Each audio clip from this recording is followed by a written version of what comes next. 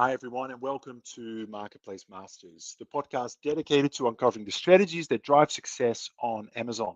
I'm your host, Paul Sonneveld, and today we'll dive into how vendors can take a much more proactive approach to tackling chargeback fees from Amazon. Now, just very quickly, before we jump in, just a reminder, our virtual Amazon Vendor Summit is happening next week. We have over 450 vendor professionals registered and signed up for this really exclusive event. If you haven't reserved your spot yet, let me encourage you, head to merchantspring.io, go to our upcoming webinar section and make sure to grab your seat so that you have access to all of the recordings as well. Now, just back to the topic of chargebacks. This is a very challenging topic, particularly around how you can be proactive about it. And to help me really unpack this and navigate through this, I'm super excited to welcome our guest for today, Manuel Kretschmer. Now, let me give him a very quick intro. Manuel is the founder and managing director of MOQs, a leading Amazon agency that specializes in the sustainable optimization and growth of companies on the Amazon marketplace. Through MOQs, located very interesting, both in Munich and Glasgow in the UK, Manuel and his team have helped over 130 sellers and vendors for more than 9 years reach their full growth potential using their proven foundation and growth system.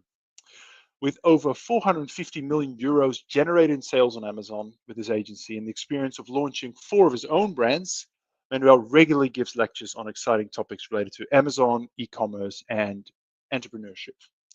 Outside his turbulent business life, he exercises several times a week, plays and watches football, travels around the world, reads meaningful books, and spends time with his girlfriend and his daughter. All right. Well, Manuel, thank you so much for joining us today and being on the show. Thanks for having me, Paul. It's a pleasure to be here and looking forward to our topics. Excellent. Can I just say that Manuel has already had a positive impact on me? I think one of the meetings we've done recently is you were talking and actually walking on one of those walking pads. That's right. And I actually bought one after our conversation. So there is a way to exercise and work as well. So very exciting. Absolutely. But more exciting, chargebacks, or at least from an Amazon vendor point of view. So we're having a particular focus on kind of the European perspective here today. So let me start off with this question then. What are the most common reasons that Amazon vendors in Europe are facing chargebacks? And particularly, what do you see as some of the differences from other regions? All right. So I think big issues we're facing here is that we have multiple countries we might be selling in. So let's say we're working with a vendor who is maybe located in Italy or in France. They want to sell in Germany, France, Italy, the UK, maybe even other countries. You have the country-specific rules in regards to strict labeling and packaging rules, but also cross-border complexities. Which warehouse you're going to ship to. You have multiple invoicing entities, both for you invoicing Amazon potentially, but also Amazon invoicing you. Let's say you ship to Czech Republic or Poland. You get certain invoices for fees, which then come from Czech Republic or Poland. Question is maybe how to centralize this. So those are I think very specific issues here, especially also with the Poland and Czech Republic warehouses that are often mandatory. We have, of course, a couple of solutions there. What we always try to do is zoom out, right? Because usually vendors come to us, they have very specific issues. They're running into chargebacks regularly, but it's then very focused in on this one topic. Now this topic might, only occur because a lot of things beforehand in the SOPs from the basics. That's also why we, when you introduced me, saying with our foundation and growth system, we want to make sure everybody's got a good foundation. And of course, outside of that, I think we have a lot of similar issues. I took a look again as well. What have our recent cases been? That there's a mismatch in box content. Labeling issues, Sometimes there's too many barcodes on a product where there should only be one. You've got like the packaging hierarchy, right? If you've got an outer box that, you know, you might also be sell because it's a 10 pack of certain product. Sometimes they use the same EAN for this, which then of course confuses Amazon. But I think those are topics that are more generally for everybody who's a vendor worldwide. And now for Europe specifically, I think it's the many countries you can be selling in. Every country's got their own rules, their own regulations. And you've got the EU regulations, which are becoming stricter and stricter, and then each country. And of course, after the Brexit, it's become harder also to sell in the UK. Yeah, no, that's a really good summary. And now, what I find interesting about today's session is we're really focusing on the preventative aspect of it. You know, we've done a couple of webinars around, you know, how do you recover, how do you get your money back, how do you dispute it, and, you know, that's a whole kind of discipline in itself. But here we're talking about prevention, right? Prevention is the best cure, I think, as the saying goes.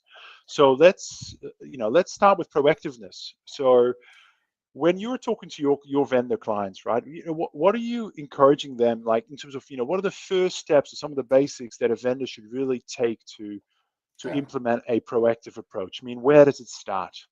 Yeah, I'm glad you're mentioning this because you know, whenever somebody comes to us, like I said before, they're so focused on this specific issue they're having or the multiple issues, and they're searching for help. They're looking for tools. They're looking for agency partners, and they just then ask us, "Oh, can you please solve this issue?" Now, at the start, when we're new to this whole topic, we just try to solve it, right? Going in circles, we solved it. Next week, same issue happened again. So then we start to realize we have to really start at the basics. So what we want to do is zoom out completely. Start with like basic things like, you know, taking a Miro board or, you know, some form of whiteboard where you can start visualizing the whole process. So taking into account your own, you know, your own people, your own teams. Is it logistics? Is there one person that's really in charge? You've got content management. You just want to make sure you have this all visualized and mapped step by step. And what we want to do is SOP everything. So that's what we're all about, is SOP everything, because everything has already happened to somebody else or to yourself. And that means it shouldn't be a surprise anymore. If something happens 2 or 3 times in a row, it can be SOP'd. So what we want to do is we want to visualize it. For example, it starts, you know, with your terms and conditions with Amazon. So I think there's already a lot of things that you can, where you can take preemptive measures through that, having the right agreements with Amazon. For example, we have here a PICS agreement that could be negotiated with Amazon, where you reduce the amount of warehouses you ship to. Because every warehouse has got their own little individual rules, although it should all be the same. But if you're a vendor, you probably noticed this already, that there's certain issues that occur with certain warehouses. Once you ship cross-border to Poland and Czech Republic, I think it's even stricter. You know, you've got a very, very small delivery window. Yeah, back to the basics. I mean, things that might sound like very obvious. There is a very great vendor manual within Vendor Central. Now, you know, I've been to many clients also personally to go to the warehouse, have a workshop with logistics, and only to realize that, you know, some people have read certain parts of the vendor manual, but it's huge, right? So study this, take this, and put it also on your visual board to make sure that you understand every single step, every single process. And it starts with the agreements. Like, you know, a PICS agreement, also make sure that you negotiate that there will be no returns, that this is Amazon's responsibility. And we also got, you know, the program with WePay and Collect, where Amazon picks up the pallets or boxes with their own carrier, meaning once it's in their hands, it's their responsibility. I know it doesn't always work, so they will still try to invoice you for certain chargebacks, but it's yeah, a very good step. Now that's just the first step, right? Many more steps to come. I'm happy to also just continue here. If you I guess let me just summarize. I think one of the critical points that you are making is don't get straight into the detail, or tell the guy at the loading dock to say, you need to do this, you need to do this, you need to do this. Like, actually trying to simplify things for you by having the right strategy and agreements in place with Amazon in the first place. I mean, PICS, obviously, fewer warehouses. We get Amazon to pick things up. Put more of their risk, I guess, in Amazon's hand in terms of things that can go wrong. So it really starts with that. I mean, before we even get down to kind of shipping products and fulfilling order, what about things like product setup? I mean, to what extent is having your catalog correct? Like, what do you see when you look at your client base there, and what are the issues you tend to sort of fix, and how do you go about them? Sorry, that's 3 questions, but that's very good. Very, very valid questions. So the product setup is, again, a massive next step, right? So I think you summarize it quite well. I think an in-between step, which I would say is always there should be one person leading the whole Amazon process and project, right? Because what we know is, you've got your own warehouse. There are certain people in charge there. They get the order. They get the, they get a list what they should pack and print the labels on it. That's one part, but somebody should coordinate the whole thing to really understand the whole process, visualize it from start to finish. Now, once you have negotiated everything correctly with Amazon, and everybody's read all the parts of the vendor manual and put in the information and really understood it, because it's different from how you usually are doing business. Amazon is a huge machine, and no matter how big you are, Amazon will always be bigger. So you can't make your own rules here. Now, the second step then will be a correct product setup, and this is actually one of the biggest challenges that we always see when a vendor comes to us. We haven't worked with them before. We've covered the first couple of things, and then we look at the products. The product information and how you manage this, especially if you have a huge catalog, if you have multiple countries, to really make sure every single detail is correct.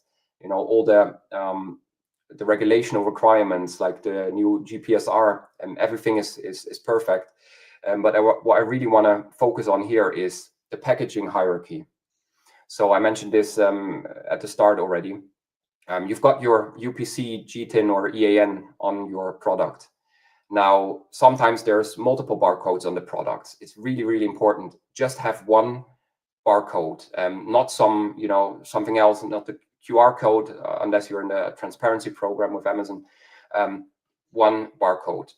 Then that has to be also in the back end, right? Then you've got the box. So how many units are in a box? Is a box being used for shipment, or is it all on a pallet? If it's like larger products, does this box have its own unique identifier?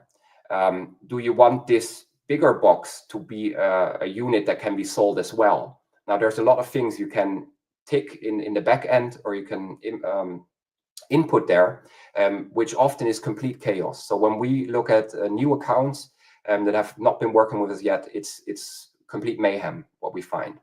And then that all the sizes, the weights, it might be small things like that, but Amazon, the warehouses are fully automated. If you have never been to an Amazon warehouse, I can highly encourage you doing so, because it's fully automated. The smallest error will result in triggering failure, and an actual human then has to take a look there, which will take time and which will be costly and penalized. So having those packaging hierarchies set, again, the outer box, one barcode, nothing more. And I've seen there, sometimes 3 or 4 barcodes for good reasons, because in some other areas of your business, you need this, right? So it might be helpful there, but it will confuse Amazon, and it will result in chargebacks again. So those are, I think, the next steps. And outside of, that all the small details about the product, but that's then more the content side, the customer-facing side, which is a whole different topic. But just for logistics and chargebacks, I think this is huge, and it's easily overseen. And also the question, who's responsible again, right? Who does this correctly? So how do you? So let's say you're encountering, you're looking at the catalog, And maybe the images are beautiful and the bullet points are good and the pages have got A+ content, but then you look at the supply chain information there and it's a mess, right? Exactly. Inners, outers, count measurements, everything is a disaster. And it just means, trying to for Amazon to receipt any of this stuff into their warehouse, things literally blow up. Well, probably not literally, but you know what I mean.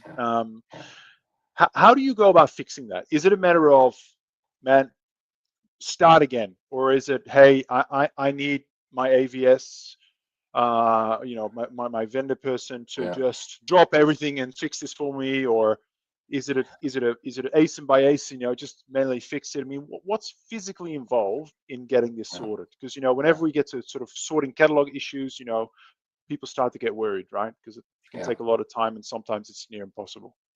Exactly. So totally agree. So it starts with who's responsible. Is it going to be the marketing and content team who is actually just working on SEO optimized marketing content, images, like you said?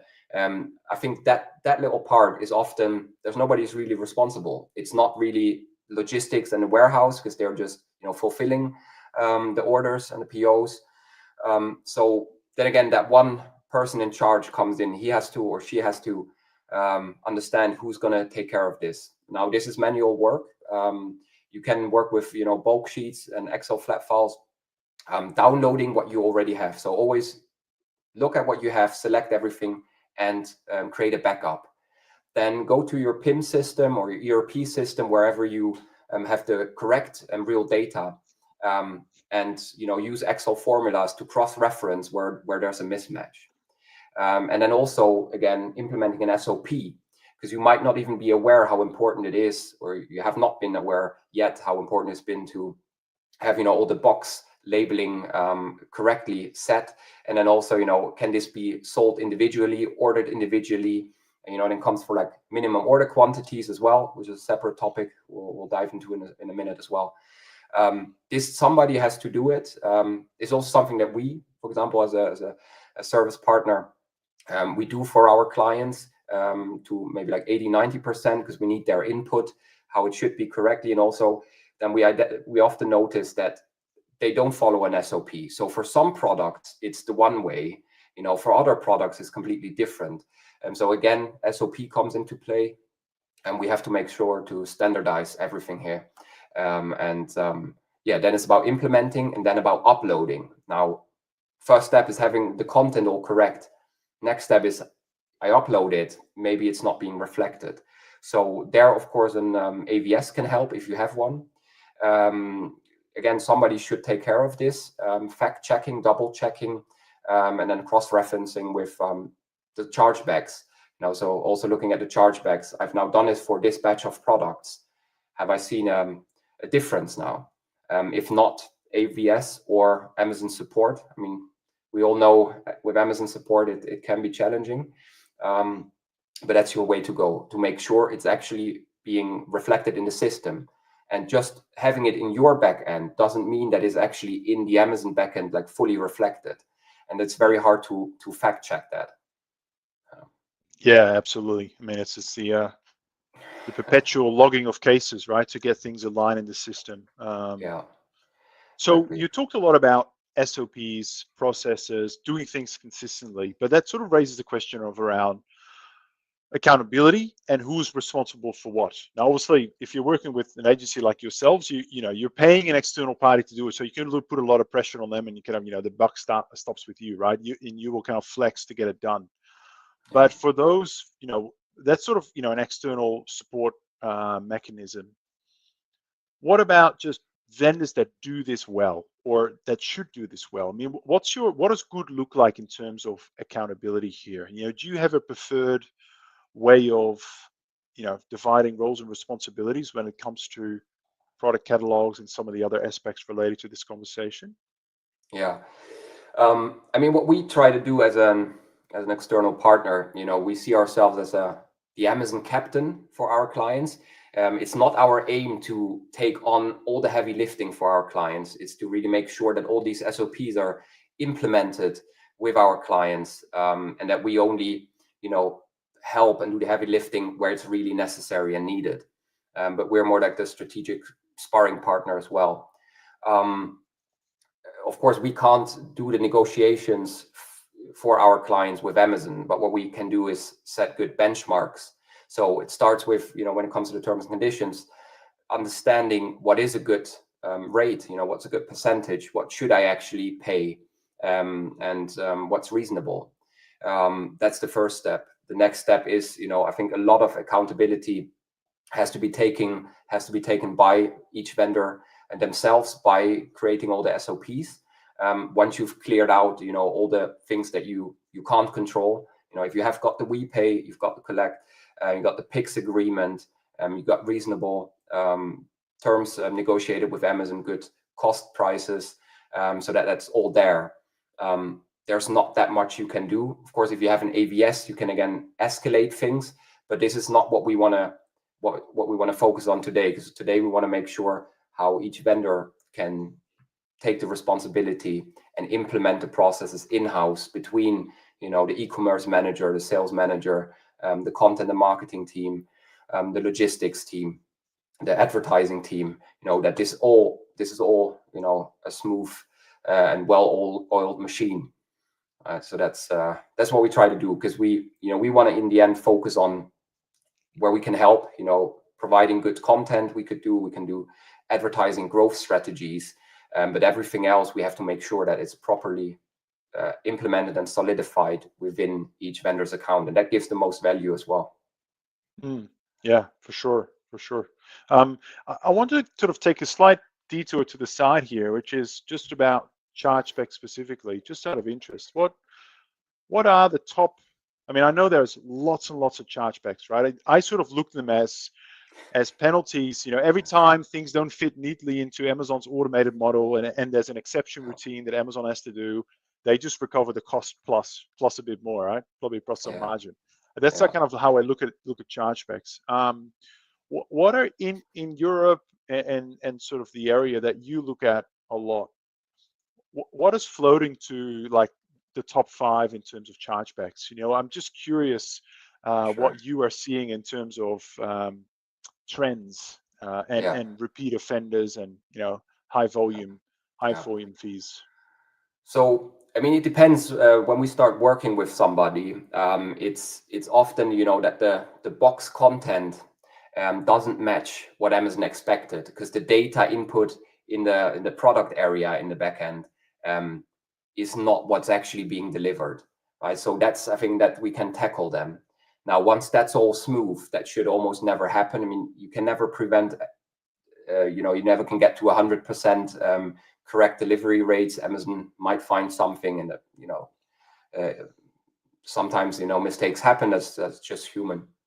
After that, I mean, there's some things that are actually very obvious but still happening. One thing is only accept POs that you can actually fulfill. That's again sometimes a communicational error. A PO lands, looks good, Amazon orders a massive volume. You confirm this, go forward that to the logistics, to warehouse. They come back, say, sorry, we actually don't have this units here. Now you've got already confirmed. Then you ship less.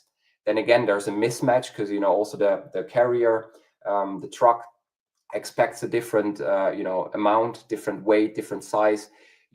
The whole thing then already causes a lot of issues. So really make sure to have a solid process of checking very quickly, right? Because you only have a short window, small window to check and accept this, and which is also actually a huge factor which we see, is that so there's less units delivered than ordered and confirmed. Then it's taking too long. So the acceptance, the window, was maybe missed, and then the delivery window, which is huge, and which is not always the vendor's fault, I have to say as well. So I think, because I actually took a look in some of our accounts to identify what are the chargebacks looking like, what's the most common things, and stuff like no show and delivered outside of the delivery window, which might sometimes just be a 30-minute window, which the truck driver has to meet. Now maybe stuck in traffic, whatever could happen, that's why I would encourage again to using the we pay collect, because then it's Amazon's responsibility. that I see a lot. And then, you know, also basic things like, you know, missing a bill of lading in the ASN, the ball number and bill, that is also correct, you know, which has to be signed and issued as well. And with the truck driver, if you're delivering it with your own freight forwarder. So those are, once the other things are optimized, that's still, you know, happening, and in my eyes can easily be changed if somebody is creating this SOP and in charge of coordinating with the different teams in-house. Yeah. Yeah, very interesting. I'm just thinking about some of the ones that we see for our clients in the United States. There is definitely some differences. There is a lot around things like products not being for example, if you're shipping liquid in a product, you know, not having the cap properly sealed, you know, things like that seem to come up a lot. Great. I think, but that's also then prior to when we, let's say, because I looked at the accounts that we have already, you know, taken care of all those steps. So all the compliance, how is it, you know, a product sealed? Does it need any additional prep beforehand, some bubble wrap or some, you know, fixing the lid, all those things. Those are again very much 1 or 2 steps earlier when we're talking about the products being compliant. All the, you know, all the PDFs and images uploaded to Amazon as well. That's really also, I would say, first steps of the basics. And then once that's all covered, then still these other things I mentioned might be an issue. And that's why I still am seeing with clients we're working with, and where I think, you know, it could be easily avoided, those things. But somehow internally it goes wrong. There's some miscommunication. Yeah, that makes sense. Just to say, I'm seeing some questions flow in, guys. So thank you, Reta and Christina, for your question. We'll get to them very, very shortly. I'm going to ask Manuel just 1 or 2 more, and then we'll get to some Q&A at the end. So if there's others that are tuning in and you've got a burning question for Manuel, we've got him here live. This is your chance. So put him in the comment section, and we'll get to it. So yeah, just a few more from me, Manuel. Tools, software, metrics, monitoring, right? What's your advice in terms of monitoring chargebacks and really being on top of this? Right. So, I mean, there's so many different tools out there. I mean, you know, with Merchant Spring here, we also got a fair amount of data and analytics here. I mean, in the end, we don't want it to get there, right? So this whole conversation here is about how to prevent this, and the monitoring only makes sense if everything else is in order. You can, of course, access everything through Vendor Central. You have a better and nicer overview here with within the Merchant Spring dashboard. I think it's, you know, constantly being worked on to expand the options here as well.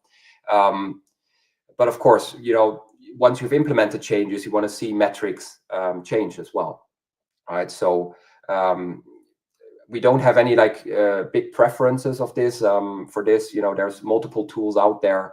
I don't actually want to name any names, you know, also competitive, very competitive space. If you have one you're happy with and is really showing all the data, then, you know, use this, and, you know, can also use Merchant Spring.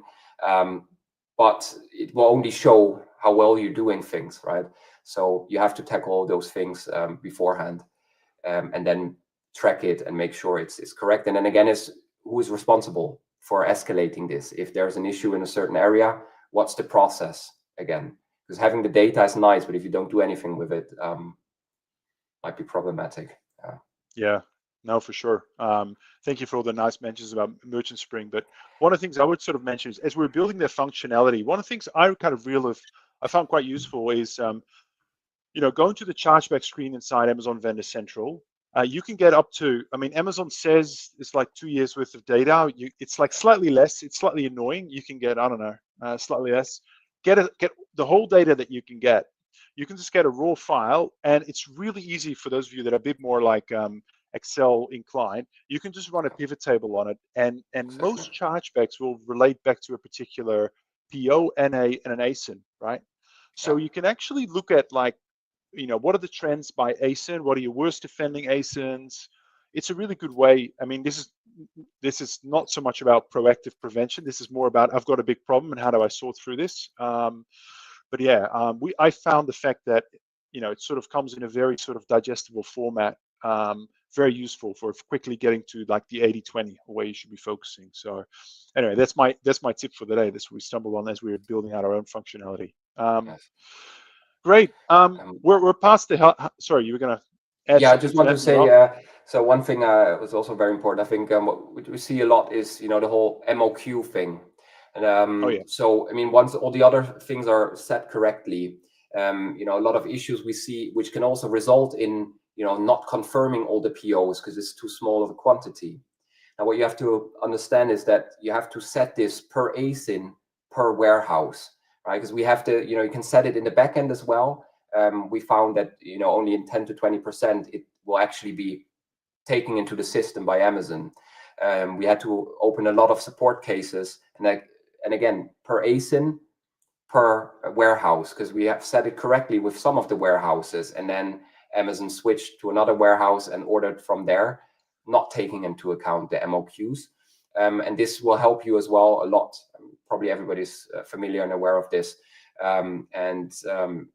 Once you've set it, it might still be that in a couple of months, Amazon just resets it to the original value, and you can do this again. So you have to monitor this as well.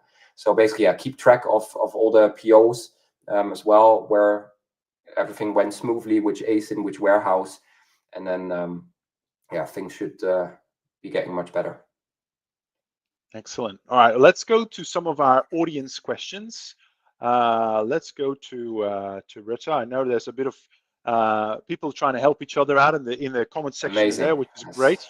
So Reta, you asked, I think it stands for shipped in own carton. I'm not sure I've got that abbreviation right. That's my guess. We are currently facing a lot of chargebacks regarding this. We sell badminton rackets, and Amazon wants us to send them in their own package. Doesn't exist. They just have a plastic bag. I mean, is this an easy situation to solve by ourselves, or is it better to contact a third-party company to solve this challenge? Yeah, this is actually a topic we see often as well. It's I think SIOC stands for ships in own container. Now Amazon has very, very specific requirements. I don't know the exact specifics now out of my head, but I think it has to be usually a cardboard box or a like bubble wrap, a plastic bag that is sealed and also labeled correctly. I think, again, reverting back to the Amazon manual, going to that section, checking again whether you've done everything correctly, how Amazon wants you to do this. Maybe you identify something, but I would have to look at the actual packaging. So if I would have like an image or like how it would look like, I think I could easily see what's going wrong here. I think also you have to register this ASIN as well for this program. So you can't just send it. Amazon has to be aware of what they're receiving again.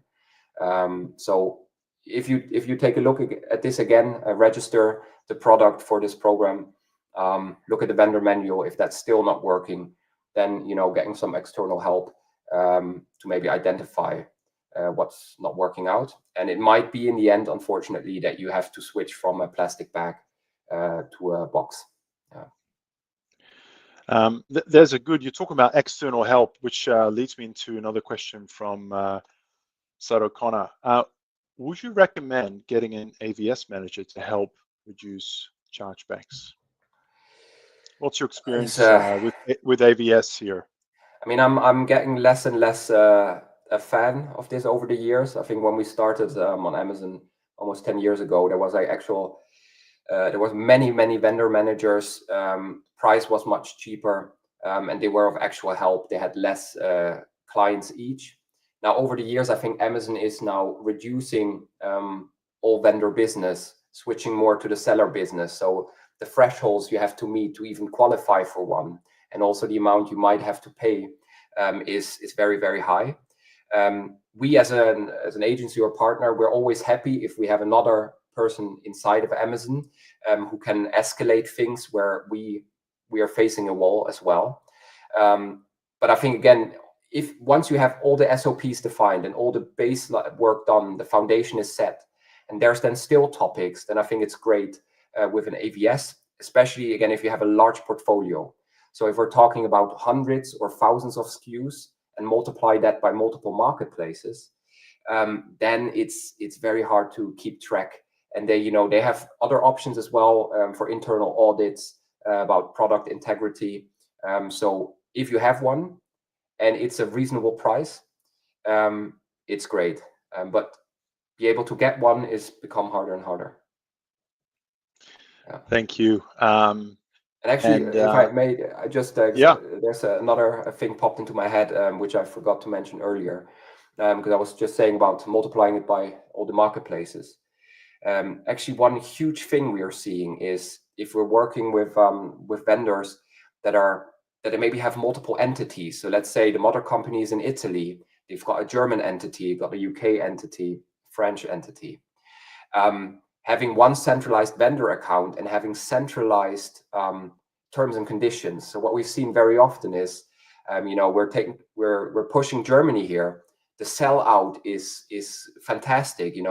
We're hitting each milestone, and then we're looking at the sell in, and it's going down and down. Then we go to Italy, and we see Italy's sell out is roughly the same, maybe small growth, but the sell in is like skyrocketing. And then the German entity gets pressure by the mother company. Hey, why are your numbers not good? And then you're going in circles and fighting each other.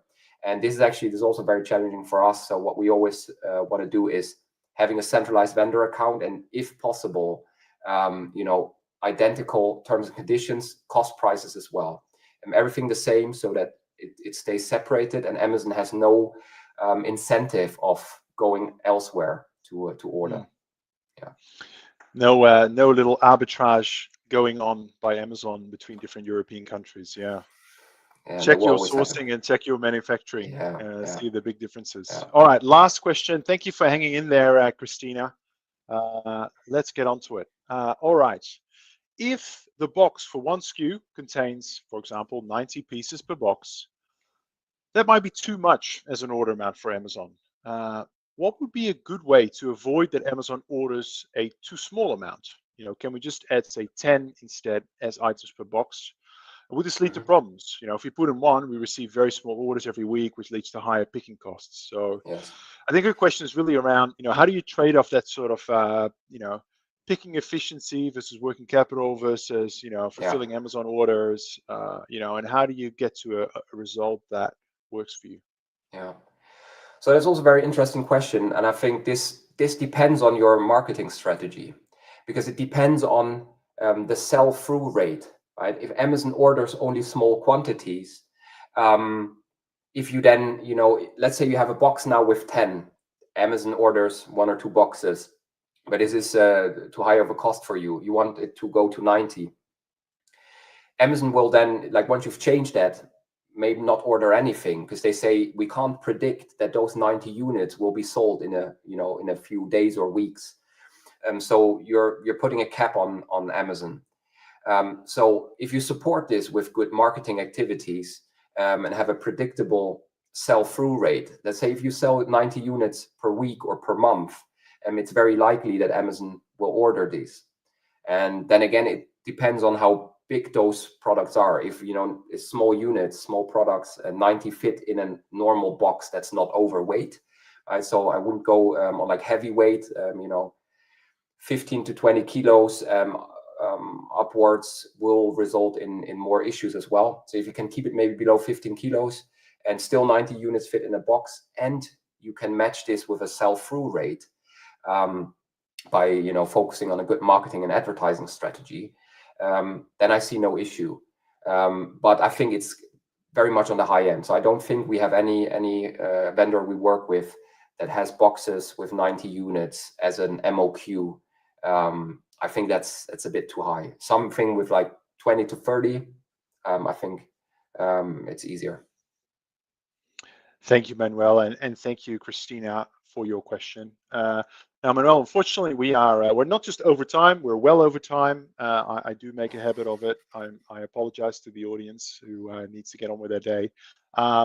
Just want to, first of all, thank you, Manuel, for coming on today, doing this live, sharing all of your expertise around chargebacks, and particularly the proactive aspect of it, and your holistic approach. I think, it was really, really refreshing to see that we're not getting straight into like, how you dispatch things from your warehouse and the pick and pack and that last bit of the equation there. So really appreciate that. We had a lot of questions come up today. We didn't get to all of them, but for those maybe they're still tuning in now or watching this afterwards, if they want to just get in touch, talk some more, or maybe interested in learning how you can support them, what's the best way to get in touch? All right. Well, thanks again for having me. It was a pleasure. It's a shame that we don't have more time, because I think we can maybe we'll do another session at some point, because there's so much more to talk about. Of course, you can reach me through LinkedIn. You can go to our website. It's ama-x.com, or send us an email at contact@ama-x.com, or just through LinkedIn. Like I said, you can see us as a captain. We come in, we don't want to push all our services. We want to do an audit to see what's your status quo, where can we be of actual help, how can we help you improve your internal SOPs and processes, help you, with guidelines and concepts as well for the marketing side, for content creation, and then also, of course, for advertising and growth strategies, to really increase organic rankings. That's what we're all about, because Amazon will only be fun if you find a sustainable way to increase your organic rankings. And we can help with all those topics. If anybody needs help, let us know, and we're going to be there for you. Great. So that's contact@ama-x.com. I just put it on there before. Yes. So great. Manuel, thank you so much. As you said, we have lots more to talk about. So let's talk about doing a follow-up session later this year. Thank you so much. Thank you. Okay, everyone, that's it for today. That is a wrap for this live episode of Marketplace Masters. Thank you so much for tuning in. Thank you for all of our guests who asked questions. Actually, a bit of a shout out to a couple of you who jumped into the comments. So I just want to acknowledge Puru and Israel as well. Thank you for jumping in, answering some of those questions. Apologies if I forgot to mention someone there. Of course, if you're looking for more vendor insights, two things to do. One, head to our website. We have lots and lots of pre-recorded episodes like this that you can watch on demand. We've been doing this for over 2 years now, so I'm sure there's a topic that you're looking for. Also, just a prompter, the Amazon Vendor Summit next week, 26th of February. It's the European edition, so we're going to focus specifically on topics that are relevant for vendors that operate in Europe. So make sure to watch out for that as well. You can find it on our LinkedIn page or on our website at merchantspring.io. Of course, Manuel mentioned a little bit, we're not trying to plug Merchant Spring too much here because we really want to focus on content. But if you are an Amazon vendor professional or an agency involved with vendors, and you're looking for some great analytics and you're wondering why do all these other people use Merchant Spring, get in touch. I'd love to show you what it's all about. Last but not least, I'm always looking for new topics that add value to you as a professional, that is of interest to you. So if you've got a topic or a particular question that you'd like me to tackle on this episode, please send it to me via LinkedIn. Message is great, and I will go out of my way to try and find the right experts to bring that content to you and answer your question. All right. Thank you so much for tuning in. Take care, and hope to see you next week at our Vendor Summit. Take care.